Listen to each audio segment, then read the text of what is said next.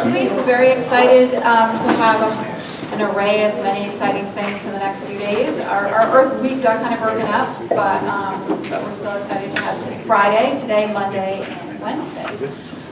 So I just wanted to let people know that we have several students from Earth Club who've been working on this, in addition to many teachers in the building.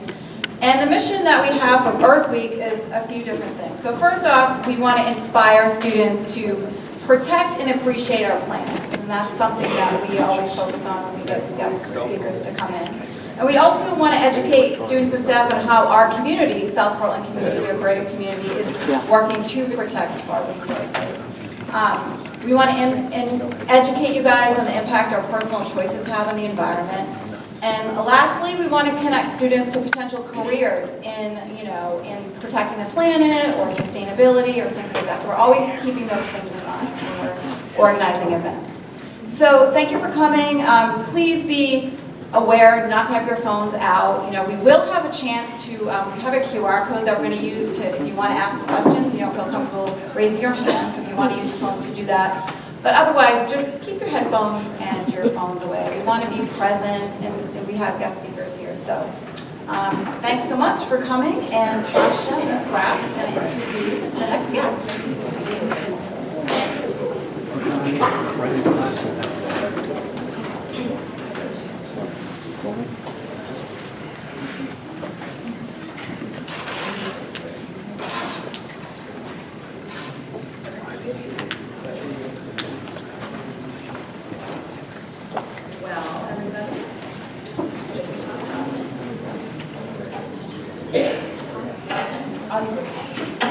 Hey everyone, I'm Ms. Graff. I know a lot of you, my students are here.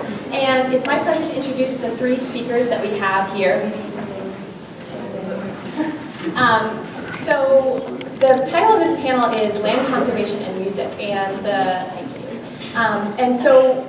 the three people that we have here today are three people who are three of my favorite people, and one of them happens to be my dad, so that's Walter Graff right there. And this is, my dad works for an organization called the Appalachian Mountain Club, and he has worked there for longer than I have been alive, and he's had various jobs in conservation. He grew up in New York City. He's going to talk a little bit about why he decided to go into environmental work. And he went to Antioch College in Ohio, he studied biology, and then eventually moved to the mountains of New Hampshire, which is where I grew up. And so he is what's called the Senior Vice President of the Appalachian Mountain Club. And then next to him we have Caitlin Bernard. She's a Mainer. Does anyone know where Fort Kent is in Maine? Where is it? If you were to draw Maine, where would you go? Up, right? It's way up there. And you were just saying, how big was your graduating class? 70 kids. 70 students were in her graduating class. My graduating class in Northern New Hampshire was 39, so we're coming from smaller high schools. But Caitlin went to Colby College. She studied environmental science, and she works for the Appalachian Mountain Club like my dad, and she is the main policy coordinator, and she's going to talk a little bit about that. And then finally, we have a dear friend of mine, Ben Cosgrove. He is a composer, a writer, and a piano player, as you will soon see. He has done incredible work all over the country, playing music as an artist in residence at various places. And he recently, on Sunday, got back from being in South America and Chile, where he was the artist in residence for an expedition trip. And he probably, in a longer fashion, he was the artist in residence for the New England Trail. So he's going to talk a little bit about how he writes and composes music in relation to landscape and the earth. And he grew up in Massachusetts and went to Harvard. So without further ado, my dad is going to talk a little bit about a short film they're going to show. They'll each talk a little bit about what they're doing, and Ben is going to play some music for you. Hi everyone, I'm so glad to be here. I'm glad you're all coming. I see the future of the environment in this room, which is great to see. We're going to show a film in a minute that is about the Maine, actually, and it's about northern Maine. And so there's close to 12 million acres that are in what's called the unorganized territory of Maine. So there's not a lot of people that live up there, but that environment is critically important. And the three of us are very dedicated environmentalists. Want to inspire you to kind of get into the field, because there's no more critical time right now than what's happening to our Earth and our planet, as I'm sure you learned I'm sure you're learning about. So let's show the film, and then I think Caitlin's going to speak, and I'm going to speak, and then we're going to be delighted with some music and Ben talking about it.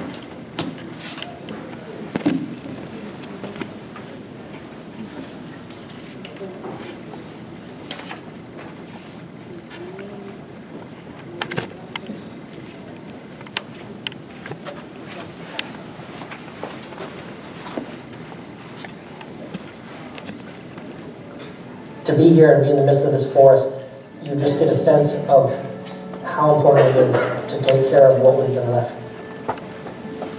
No other place in the country has the constellation of values that the Maine Woods has. We take this stuff largely for granted.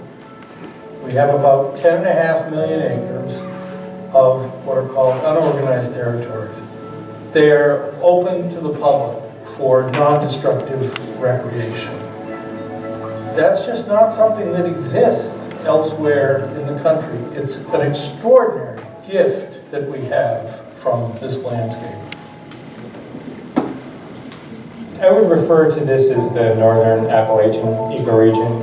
It's a huge area, 20 million acres, and ecologists think of that region as one of the last strongholds for the temperate forest in the United States. The Western Maine Mountains, it's really the core of that Northern Appalachian region. What drew me to this region is the wilderness. I'm a registered Maine guide. Watching people experience this landscape through more than just their eyes is so amazing. When it's the end of my day and a guest has had that magical moment of experiencing whatever they took from one of their other senses, I feel like it's been a really good day. What's special about Western Maine is how intertwined the landscape is to the communities and to the people. We have wide river valleys, we have high peaks, really close-knit communities that are tucked right up against these mountains. The fabric of the place is this land and these mountains. What I think is some of the most impressive things that we have here in the northern part of the state of Maine is a vast forest to the other end of the state, all the way to Fort Kent, and then on through Canada right to the shores of the St. Lawrence River. It has had a history of being very accessible to everybody in the general public, although you have to be good stewards of the land at the same time. The use of the public in the forest has always been there for recreational opportunities, hunting, fishing, camping. This is a huge, huge piece of real estate. I don't know, it's probably priceless. I don't know if you can put a price tag on it. This Northwoods region has come into our current generation in a way as a gift, a happenstance, because it was owned by such a small number of paper companies for so long.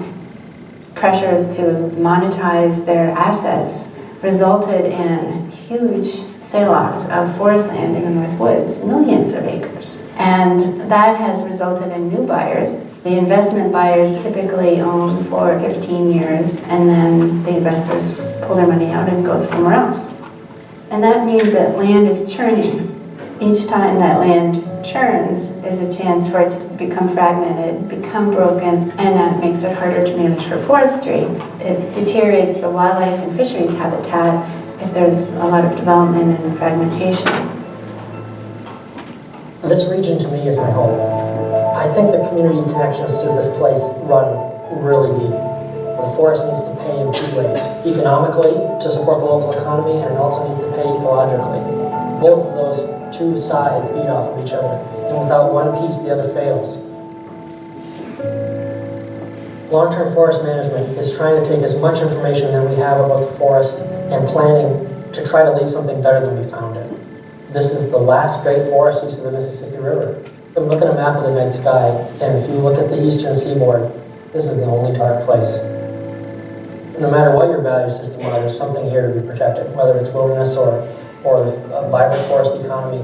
This is a huge, huge region, and it's just has such a bullseye on it in terms of the need for protection. once it gets taken away, you can't bring back the wild. This is it. This is the last frontier, and it's right on everybody's doorstep. This is a time when we need friends and we need allies to know this place and love this place.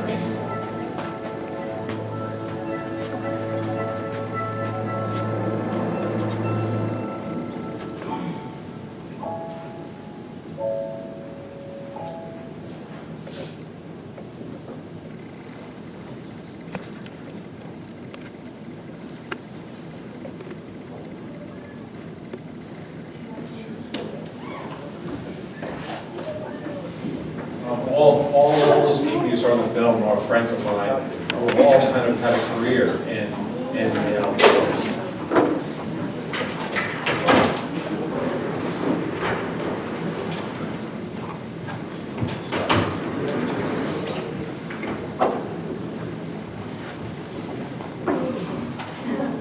Where am I at? Can you guys hear me okay? Do I need to use the mic? Is it okay in the back? I talk really loud, so I hate the microphone. If you guys can hear in the back, let me know. Okay? Yeah, raise your hand if you can't hear. So, as Tasha said, my name is Caitlin Bernard. I grew up in Fort Kent. I've lived in Maine my whole life, which is, I think, not what I thought I would be doing when I was in high school. I loved cross-country skiing. That was my passion in high school. There's a lot of snow in northern Maine, as you probably know. They still have a couple feet of snow at home.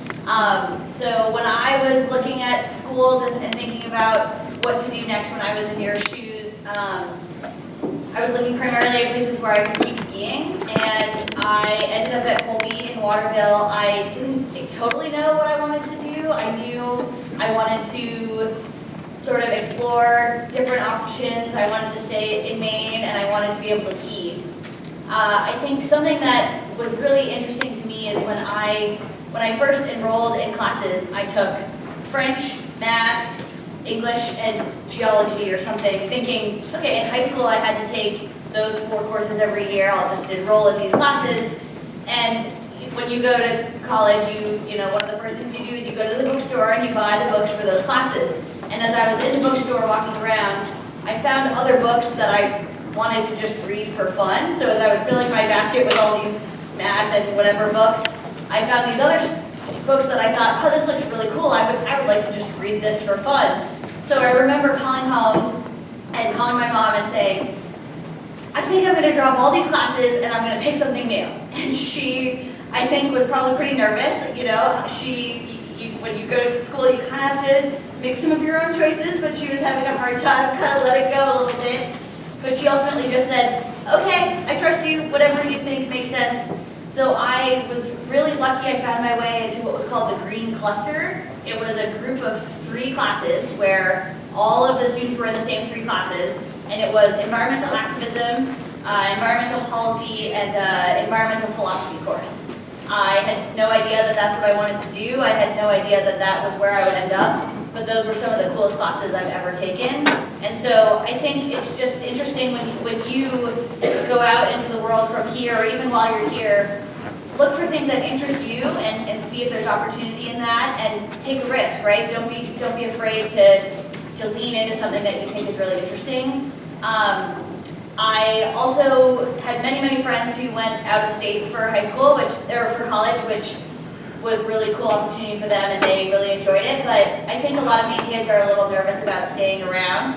I loved being a Maine student, going to a school in Maine. I thought there were a lot of opportunities to be able to continue to be a part of this community. I think Maine is such a cool place to be from and a cool place to live. So I encourage you to explore that. I know I coach a high school team in Falmouth, and a lot of those kids don't want to stay around, but there's a lot of really cool opportunity for you if you're able and interested in staying here. There's really cool chances for you to be involved in a new community. You could go to school somewhere in a different part of the state and be a part of a different community, and that's just a really cool opportunity. For the Appalachian Mountain Club, I've been at AMC for about 6 years. I do the policy work for AMC here in Maine. Have any of you guys ever seen House of Cards? Anyone? No? On Netflix? Yeah. It is not like that. That is not what policy work is like. That's a very dramatic show. I was wondering where you were going with that. Yeah, no, it is not like that. I feel like people, when I tell people I'm a lobbyist, they ask if I'm like Frank Underwood, which I'm not, obviously. It's a really cool, I think a really cool and interesting place to work. The Appalachian Mountain Club is a nonprofit, so we have a very different voice at the State House and in DC than many other businesses or groups. One of my favorite parts of my job is I get to bring real people with me to these opportunities who care about these places and introduce them to policymakers. So I've had the chance to go to DC a number of times and meet with Senator King, Congresswoman Pingree, Senator Collins, and bring people from Maine to introduce them to her and have them tell her why, or him why, this place is important to them. It's really cool to be in those places and to be able to do that. That's been a really cool part of my job. I also get to work on a whole variety of things. The Appalachian Mountain Club works on everything from climate change to land regulation to access to the outdoors. It's a good mix of things. As Walter said, all of the people in that video are friends of ours that we get to work with all the time. The environmental community is full of really passionate and amazing people, so if you're thinking about entering into a career or exploring even summer opportunities in this field, don't be shy. Every one of those people and everyone that I've interacted with, myself included, are more than willing and happy to talk to you about anything you're curious about. I wouldn't be shy about reaching out to people and asking them to grab coffee or to have a quick phone call. People are really, I think, eager to get young people in the door in this field. As you can see in that video, there's a lot of older folks that have been in this for a long time who have a lot of wisdom to share. But we, as a movement, the environmental movement, really, really needs young people. It needs fresh energy, fresh ideas. I'm quite a bit older than you guys, but I'm among the youngest often in meetings, and so we really need we need you guys. We need your passion. We need your ideas. We need you to push us to push harder on some of this stuff. So I hope that you guys all feel free to ask questions. We're happy to help connect you with anything.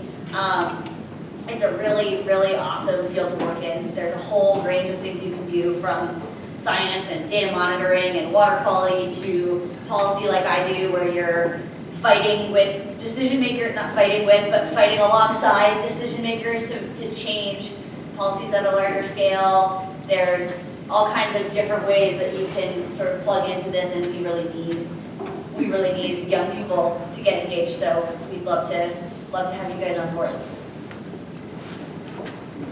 I think I'm going to skip the microphone too.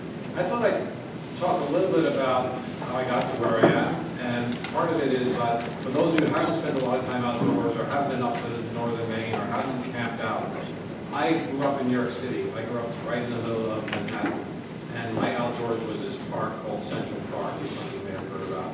And I would go there on the weekends and play baseball or touch football or whatever. And if it was raining, we got to go free to the museum and hung out in the museum. So the outdoors was a city life for me. And it wasn't until I went off to college and I went out to Ohio and I was studying, I think, English and philosophy. And there was this course similar to what happened to Caitlin. There was an Austin. I think that's plants, and I knew that there were trees out there, and I knew but that's about all I knew about living in New York. And so I took this course, and we went to the Smoky Mountains, which is in Tennessee. And the Smoky Mountains is one of the most biologically diverse areas in the entire United States and in the world.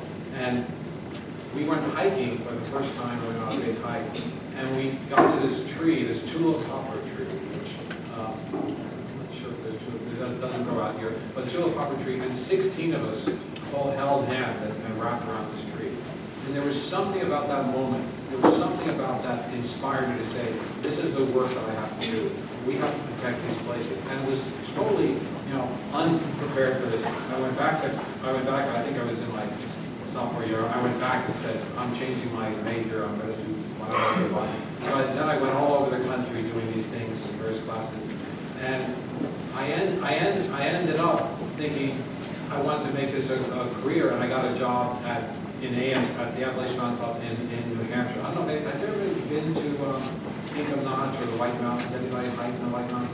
Well, that's where I work. So we're these, the big Mount Washington is the highest mountain in New England. And the reason I went there was because I wanted to learn what I learned from books. I wanted to see it on the ground. And those of you who study biology know that there's these zones, ecological zones, where there's hardwood trees and there's pine, there's spruce and fir trees, and there's alpine zones. And that's, you can walk out the door and Pinkham Notch and go right up to the top of the mountain and see the lake. So for a few years, I had to learn more because I didn't learn enough in school. I invited people to teach me about mushrooms, about birds, about lichens, whatever it was. I had somebody come in, and we ran workshops. And that, my goal then was to get as many people involved in nature as possible. So those of you who have not experienced nature directly or haven't been out there, you have to do it. There's something very inspiring about it. Then I moved, Tasha moved to Maine. Miss Graff. Miss Graff, sorry. I know her as Tasha. That's okay. You know her as Miss Graff. We'll work on that. I'll be much more careful. And I sort of fell in love with Maine too, and we decided as an organization that we wanted to protect parts of Maine. And so now, because Maine is sort of the last place in the Northeast that you can secure wilderness, large tracts of land. So the AMC now has close to 100,000 acres of land in Maine. Now 100,000 acres of land is 157 square miles. So if you go 10 miles one way and 15 miles the other, that's how much land. It's an enormous amount of land, and it's the land that some of the land that you saw there. So our future, I think, on this planet is the importance of protecting it, however we do it, but getting you involved. I think the policy work that Caitlin does, the work in the arts and humanities that Ben does, and the work that the AMC Club is doing in Appalachian Mountain Club is doing to get people outdoors. So it's critical. So I don't know if there's an outing club here, if the outing club takes trips outdoors. If there's not an outing club, you have to create one, an outing club, and get you out there. But I can't tell you, there's something about nature that brings this sort of spiritual renewal to all of you. I can guarantee you. It's something that if you haven't spent time out there, you have to do it. So that's my little spiel, and I'm going to turn it over. Thank you.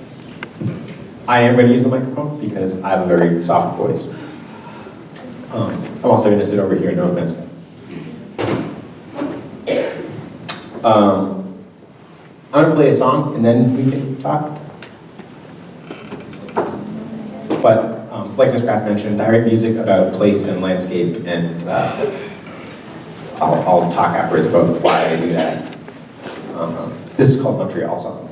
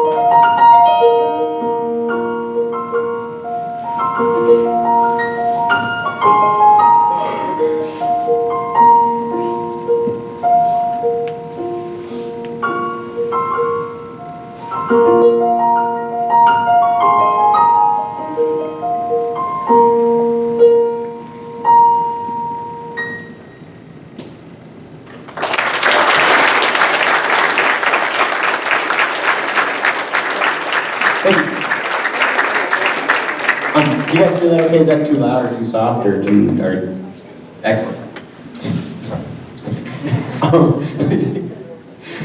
Thank you guys very much. I am almost never awake right now, so thank you for helping me. My job is very different from either of these people, and I often struggle to explain what it is exactly. But generally speaking, I'm a traveling musician. I kind of drive around the country and I play music wherever they will pay me to do it. But I've kind of become more and more of a person who does a very specific thing. And now I write a lot of music about particular places and particular landscapes. And I kind of came into it very similar. I didn't realize, well, you all have a kind of a similar story where I've been a musician my whole life, but in college I took one random class that was about environmental literature. It totally blew my head open, and everything I've done then has been different because of it. I'm really interested in, I have no good mind for like policy or all of the really useful things that conservation has to do with, but I am very interested in how we talk about or describe or frame or contextualize a place or a landscape and how to decide what a particular location or setting means to us. And I think that's kind of the like soft and hard to articulate part of any kind of responsible way of living in a place. And I've kind of dedicated my music to exploring that for the last 10 years or so. But mostly I just drive around and wiggle my fingers really fast. I've done a lot of, the way I've done this is I've worked with a lot of different parks and national forests, different kind of conservation areas. I worked with the AMC last year and the year and a half before that as the Arts and Residence for what's called the New England Trail, which is a hiking trail that goes from Long Island Sound to the Massachusetts-New Hampshire border.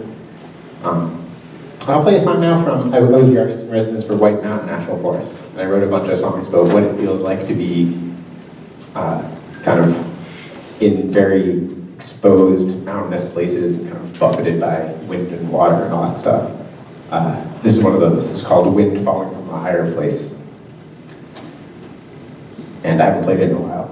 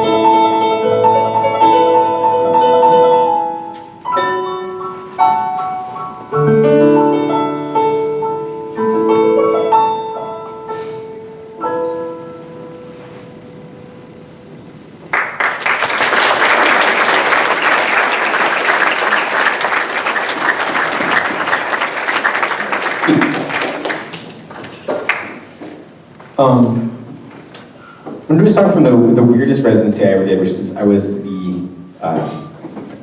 about 2 years ago, I was the artist at sea on this research ship. So it was weird for a person who writes music about land because there was no land and no instrument on which to write music. So I was kind of a useless person for the duration of this whole journey. Also, the idea was that I would be there to kind of watch and work with these scientists and kind of make music about the kind of marine research they were doing. But there was sort of a mistake in the scheduling, and they flew me out and put me on the boat exactly during a period during which there were no scientists on the boat at all. So it was a really existentially challenging time for me. And it was basically me and the crew kind of floating around the Pacific Ocean for a while. I was mostly throwing up. And, but it ended up being kind of a blessing in disguise, and I ended up writing music about, I kind of ended up writing about the experience of being at sea the way I would write about what it feels like to be in a particular landscape. And that's like one of the weirdest landscapes there is. You're sort of like surrounded by this, unbroken line of kind of constantly moving things. And I became really interested in the way that you kind of have to figure out how to imagine a sense of ballast and kind of pretend to yourself that you're standing still, sort of in this universe where like nothing is doing that. So that's kind of what this song is about. It's called Landfall. It's about, specifically, it's about the moment when the ship gets back in a port, and that mode of orientation I was just describing kind of has been seamlessly snapped back into the one you've had for your whole life on land, where you can kind of like lean against the ground and reasonably expected to behave a certain way. I think that's all the information you need about this.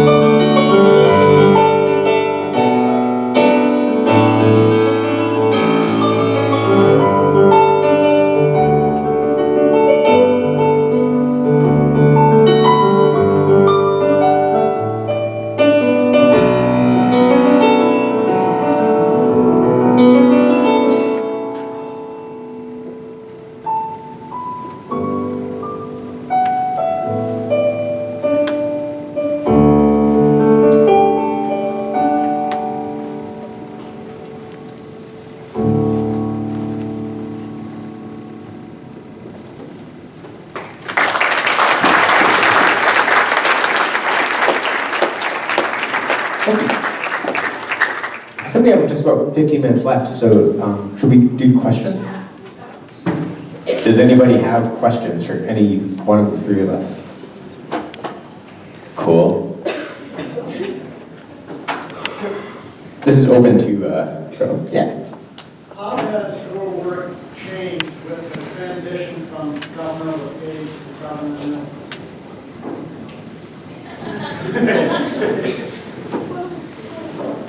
Well, you guys can still hear me in the back. It has felt like a breath of fresh air. It has felt really more positive and exciting, and everything in the state house feels like there's new energy for people to work more closely together. As an organization, we are not on any side of the aisle. We work with Republicans, we work with Democrats, we work with independents. We can't even appear to be on any side. But I will say that one of the challenges with LePage is that he was not collaborative at all. He did not want to talk to you if he didn't think that you had anything in common.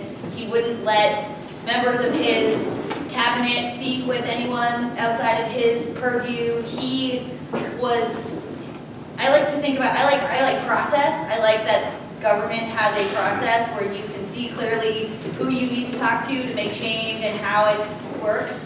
And he just put wrenches all in that. He never wanted anything to work the way it should work, and he hated government. So he tried to cut as much of it as possible. So it's been an interesting couple weeks or a couple months with the new administration where there's a lot of work to rebuild what he sort of cut out.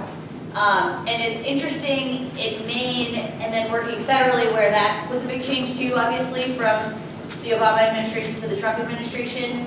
I think a lot of folks across the country were really surprised, but here in Maine we sort of had a preview to what this was going to look like. So in some ways it's been interesting to have the state feel really different and really fresh and optimistic at a time when it's switched at the federal level where the administration is similar, where they're trying to cut and change and make things really hard and roll back different things. So in times of struggle, I guess, when you think about that administration, they really need to hear from people all across the country that rolling back these environmental protections is not something that we as a country want to do. And that's the only way you can sort of shift the sea, right, is making sure that you're paying attention, you're voting when you guys turn 18, be engaged and be ready to vote, because if you don't vote, you can't really complain when somebody changes something, then you haven't had a say in how that happens. I don't know if that answered the question. I wanted to say a few things about jobs. There are jobs available that Appalachian Club has. We hire a lot of people in New Hampshire that work. We have a series of huts. They're all spaced days, hike apart, and you can work in the huts. And, if you so desire, carry food up the mountain and serve it to people. And we have the trail crews that work on the trails. We rebuild the trails, maintain the trails. We have work up in northern Maine, up near Greenville, where we have a series of lodges you can hike to and ski to. So there are jobs out there. You have to be 18 for us to work in the summer, but I think overall AMC hires over 200 people. So it's a lot. There are a lot of opportunities there, and you can go on our website. It's called outdoors.org and look at what we do. But listening to Ben play and listening to Caitlin, the field of environment is quite broad. So you could become a writer, you can become a musician. There's so many things that you can do, but I think the rewards are great in the sense that you're really helping to save what's important to all of us, which is the planet.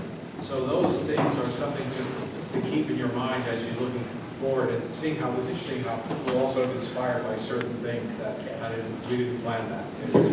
That's the way it all came out. So go after that inspiration when you see it.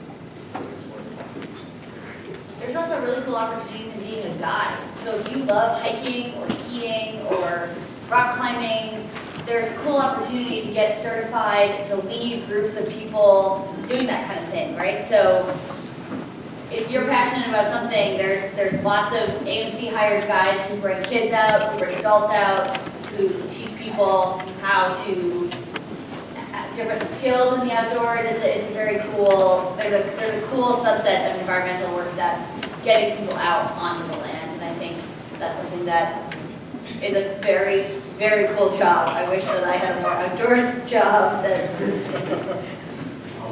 Yeah. Sorry, lobby. Exactly. Lobby trips on skis. Sure. This is this is the title track of my most recent album. All my songs are on Spotify and all that stuff. Everyone here again. This is called Salt. It's about estuaries, how they kind of change all the time and yet are kind of consistently the same place. It's a metaphor for life.